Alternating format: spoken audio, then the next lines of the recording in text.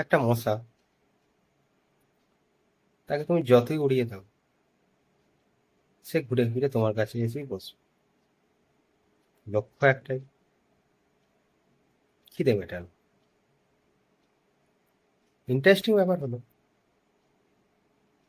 একটা মশাকে মারতে আমি একটু বেশি ক্ষমতা ইউজ করে ফেলি। কারণ আমরা ব্যথা পাই। ভেবে দেখতে গেলে ক্ষমতা কিন্তু অতটা লাগে না,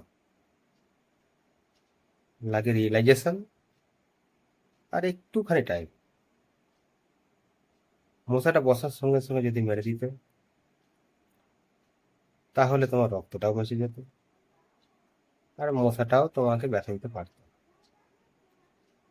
আর এখানে যারা বুদ্ধিমান হবে, তারা বুঝে নেবে যে এই কথাটা আমি মশাকে নিয়ে একদমই বলি।